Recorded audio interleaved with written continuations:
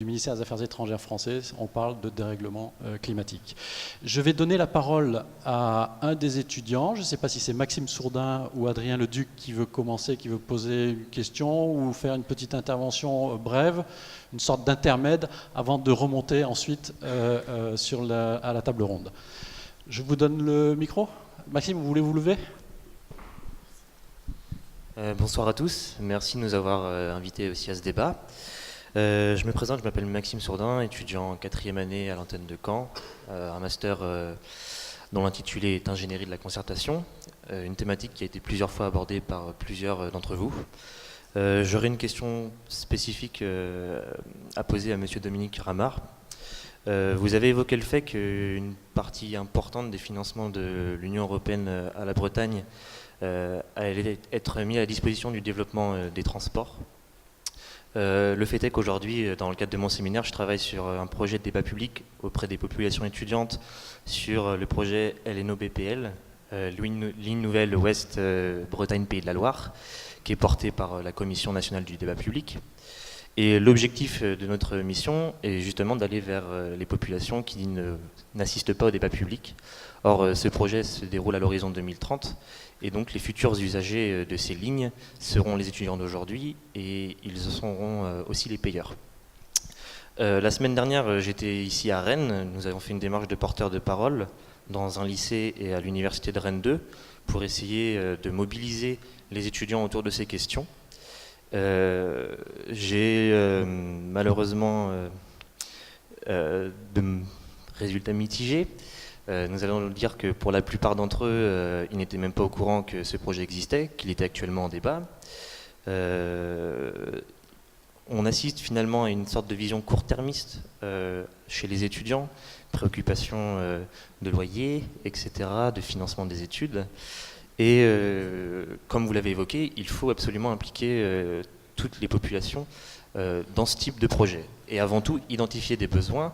Et il y a évidemment beaucoup de points positifs, notamment le fait que le train réduit l'impact environnemental des transports. Mais il en ressort des points mitigés, dirons-nous, notamment le fait que les étudiants aujourd'hui privilégient grandement le covoiturage, notamment pour l'aspect convivial et rapport au prix. Je reviens donc à ma question.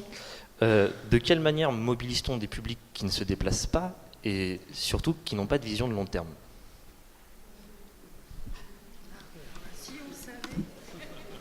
Question très facile.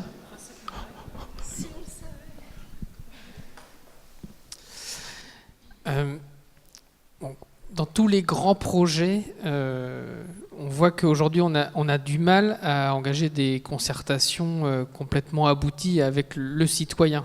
Dans le meilleur des cas, on arrive à toucher les acteurs concernés, voire ceux qui sont déjà donc soit représentés, soit donc mobilisés donc sous l'angle militant ou parce que sur le plan économique ils peuvent être concernés, voire donc des fois complètement mobilisés.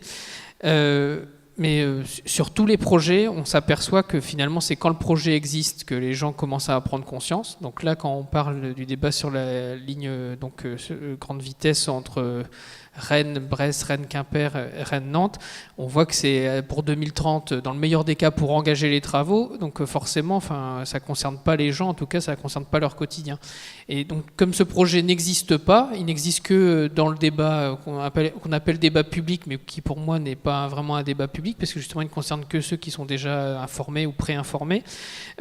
Finalement, il n'y a pas de positionnement du citoyen. Donc, ça pose une grande question démocratique. C'est comment est-ce que les élus qui représentent la population peuvent aussi peut-être avoir quelques pistes sur ce que pense le citoyen qu'ils sont censés représenter. Souvent, on prend des positions presque personnelles, ou en tout cas pour la formation politique qu'on peut représenter, et on est même dans le cadre d'un mandat amené à prendre des positions sur des choses sur lesquelles on n'a pas été élu. Mais pourtant, ces décisions doivent être prises, et des fois, on les prend donc sans forcément légitimité démocratique, malheureusement. Mais la décision doit être prise. Alors, par rapport à la question... comment peut-être déjà commencer à informer le citoyen. Aujourd'hui, si je reviens aux questions énergétiques, le débat national sur la transition énergétique, pour moi, a abouti au constat qu'aujourd'hui, la question énergétique est très mal connue du citoyen. Donc déjà, même l'information, ce qui peut passer par les médias aujourd'hui est souvent partial. Si je caricature, en France, tout le monde croit qu'il n'y a que du nucléaire au niveau énergétique. Donc, à la rigueur, quand on a un projet éolien près de chez soi, on commence à regarder du côté des renouvelables. Mais en tout cas, la question de l'énergie est souvent ramenée à la question de l'électricité, et la question de l'électricité est souvent amenée à un positionnement pro contre le nucléaire. Donc, on voit bien aussi tout le travail qu'on a engagé pour comprendre que les questions énergétiques sont des questions certes de type d'énergie, sont aussi des questions de consommation énergétique. Et donc, avec la hausse du prix de l'énergie annoncée, peut-être que cette question des consommations va toucher le citoyen au portefeuille dans un premier temps, et peut-être que ça va l'engager à modifier son comportement. Et puis, la question aussi énergétique telle qu'elle a été conduite en France, ça a été vu comme étant décision prise au niveau national. Les grands programmes d'investissement, notamment au travers du nucléaire, mais aussi au niveau des infrastructures. Et finalement, c'est tout récent que les territoires, donc les élus notamment, mais les acteurs locaux, peuvent donner leur avis, voire peuvent être acteurs donc, de la question énergétique. Et le citoyen, aujourd'hui, de fait, n'est pas encore concerné, n'est pas encore associé. Alors, moi, sur la façon dont on peut toucher le citoyen, aujourd'hui, je regrette, mais j'ai pas de réponse, quoi. Je reconnais qu'aujourd'hui, on est sans outils pertinents de mobilisation du citoyen. C'est pas les réseaux sociaux, c'est pas des forums où on va prendre un panel de 1000 Bretons, on va leur demander leur avis. Ça, pour moi, peut-être qu'on aura convaincu les 1000 qu'on aura réunis qui sont censés représenter les autres, mais on n'aura pas réussi à toucher toute la population. Et finalement, je crois que le meilleur moyen, c'est de revenir sur le territoire, de faire exister les projets énergétiques. Il vaut mieux un projet éolien, quitte à ce qu'il y ait du conflit et que les gens repensent leur façon dont ils consomment l'énergie, plutôt que d'avoir des grandes politiques décidées au niveau européen ou national et puis après qu'on décline sur les territoires. C'est que clairement aujourd'hui, si on veut une appropriation citoyenne, il faut des projets locaux, il faut de la mobilisation locale, quitte à ce que ça se passe des fois dans le conflit, parce que le conflit peut être bénéfique justement, parce qu'il va aider les gens à se positionner et à faire des choix. Et contrairement à ce qui a été dit, moi je pense qu'aujourd'hui les gens ne sont pas encore prêts à faire ces choix. Il faut qu'on les prépare aux choix qu'ils vont devoir faire. Et la question du prix de l'énergie, à mon avis, va être l'aiguillon principal.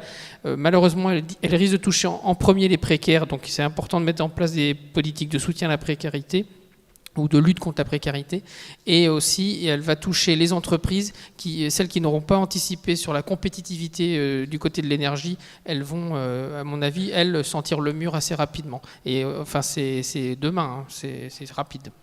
Merci beaucoup, Monsieur Ramard. Vous avez parlé d'énergie et de l'absence de connaissance de cette dimension-là, sauf si mes chiffres sont faux, mais l'énergie en France, c'est-à-dire ce qu'on consomme, il y a 41% de produits pétroliers, 24% d'électricité, dont 75% provenant du nucléaire, 20,7% de gaz, 9,9% d'énergie renouvelable thermique et 3,6% de charbon. Juste quelques chiffres pour recontextualiser.